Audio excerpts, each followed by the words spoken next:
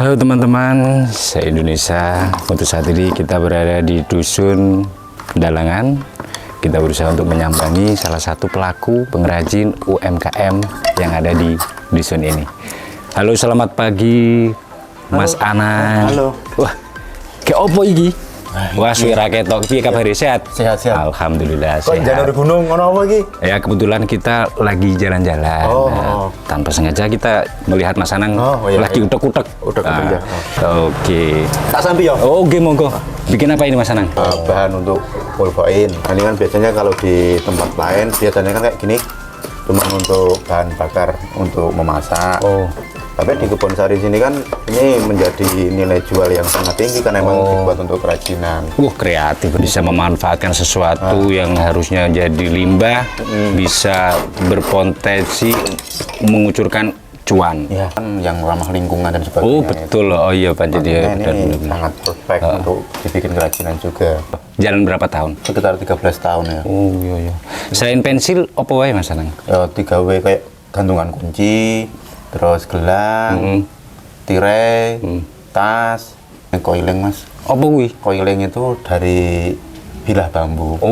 Serutan. Ya, serutan. Serutan. Iki kok digawe sampean kok dhewean? Iki kanca-kanca digarap ning omah. Freelance-an. Iya lah, nyoba. Jajal, tak jajal aku. Iki gepure, tangan kiri, tangan kiri. Iya. Ini tak coba ya Mas. Ya, monggo. Gini. Wah, angel ternyata. Wah, ternyata susah juga bikin. Kalau kita cuma melihat enteng, kepenak yang lakonnya angel, Dek. Terus nilai jual dari satu pulpen yang udah jadi, itu berapa biasanya, Mas? Biasanya kalau kita jual untuk di tempat wisata dengan harga kita kodian ya, itu sampai 20.000 sampai 30.000 juga. Tapi kalau nanti reseller harganya ke 20.000 per kodi.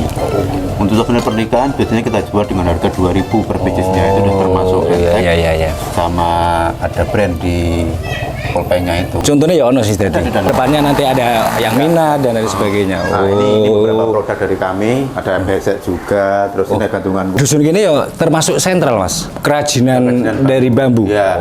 Bahkan di Kebon Sari sini kan itu peringkat kedua tanian dan kerajinan. Satu pagi ini nilai jualnya berapa Mas? Kayak gini 15 ribuan. 15.000. Ya. Kalkulasinya kalau dijual lagi dari mentah sampai jadi ini, kira-kira menutup nggak harga segitu?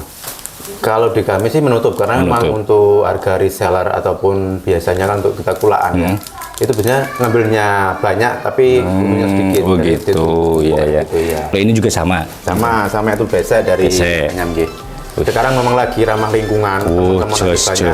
Sekarang packaging pakai ini, meskipun yang ini kita belum karena memang permintaan pasar, mereka masih pakai plastik yang ini, tapi yang untuk packaging keseluruhan kita pakai yang ini alami. Terus yang tadi dikatakan Mas Anang rut bambu itu ya, seperti apa bentuknya Mas? Mantap. Mantap. Ini dari teman-teman anak-anak muda kan sekarang.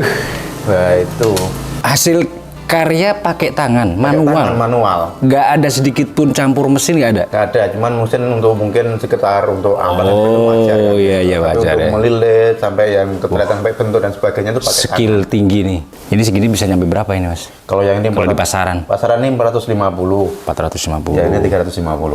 Sebanding dengan sebanding. Iya. Terus selama ini yang Mas Anang rasakan dengan Mas Anang sudah berkecimpung di dunia UMKM kerajinan bambu, kendala apa yang kira-kira Mas Anang rasakan? Kalau kendala selama ini di pemasaran ya. Pemasaran. Apalagi ketika kemarin saat pandemi itu memang wisata, semua pernikahan semuanya tidak bisa untuk operasi, kita memang benar-benar vakum. Apalagi sekarang dengan naiknya tiket sejak di 2020.